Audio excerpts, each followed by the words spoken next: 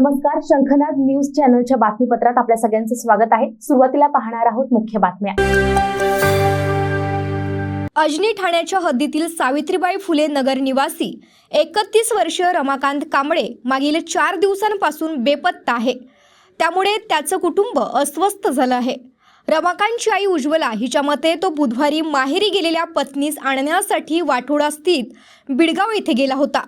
तिथे 2 दिवस राहिल्यानंतर त्यानं शुक्रवारी आपल्या आईला दुपारी एका अपरिचित व्यक्तीच्या मोबाईलने फोन केला आणि त्याने त्याच्या आईला 100 रुपये मागितले। मात्र पैसे नसल्यामुळे आईने त्याला पैसे देण्यास नकार दिला।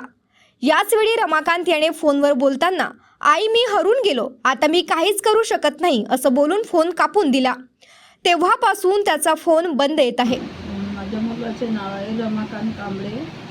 बुधवारला तो सकाळी उठला, माझ्याकडे गुंड दिला पाणी भरायला। तर मी म्हणलं कुठे चालला? तर तो म्हणला मला कामाला जातो बा म्हणून। मग त्याच्या रात्री त्याच्या कामावरचा एक माणूस आला, त्याचा सर, तर तो फोन घेऊन आला म्हणे तो सासूरवाडीत आहे वहिनी म्हणे।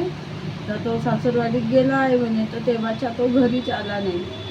शुक्रवारी त्यांनी फोन केला की मम्मी मी ते आबा म्हणे 100 रुपये देतो। मी म्हटलं बेटा माझ्याकडे पैसे नाही देत म्हटलं। तर म्हणे हो का? म्हणे ठीक आहे। मग मी म्हणलं आणि फोन ठेवला। एका पोराच्या फोन मला फोन केला होता त्यांनी, नाही काहीच नाही सांगितलं त्यांनी। भांडण वगैरे त्याची बायको सांगतच नाही, भांडण नाही झालं म्हणते।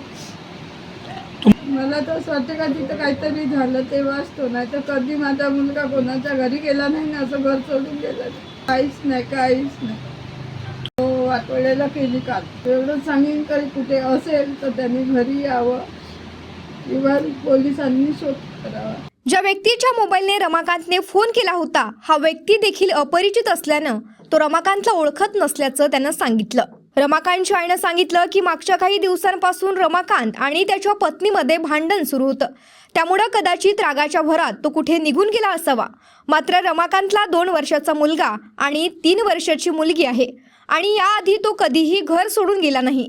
त्यामुळं कदाचित रमाकांत सोबत कुठला अनुचित प्रकार तर घडला नसेल अशा प्रकारची भीती रमाकांतच्या आईच्या मनात बसली आहे। रमाकांत ठरविल्या संदर्भात वाठोडा पोलीस ठाण्यात मिसिंगची तक्रार दाखल करण्यात आली आहे। वाठोडा पोलीस या घटनेत पुढील तपास करीत आहेत। कॅमेरामॅन सचिन सह सनी भोंगाडे, शंखनाद न्यूज नागपूर। क्या हुआ बहू? माँ, पाइल्स की बहुत तकलीफ हो रही है। तो तुम गुदरोग सर्जन के पास क्यों नहीं गई?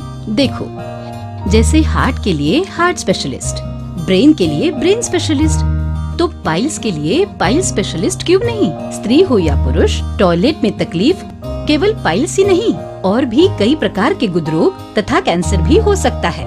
इसीलिए इसकी प्रत्यक्ष जांच जरूरी है। ठीक है माँ, पर जांच के लिए हम जाएंगे कहाँ? वही काले आयुर्वेदिक पाइल्स हॉस्पिटल में। लेकिन माँ, प्रेगनेंसी में पाइल्स की दवाइयाँ? प्रेगनेंसी में आयुर्वेदिक दवाइयाँ सुरक्षित होती है। जनहित में जारी काले आयुर्वेदिक पाइल्स हॉस्पिटल, औषधि चिकित्सा तथा सर्जरी ट्रीटमेंट उपलब्ध। हमारा पता उमरेड रोड, दिघौरी बस स्टॉप के पास, नागपुर। अधिक जानकारी के लिए वेबसाइट पर जाएं kalepileshospital.com।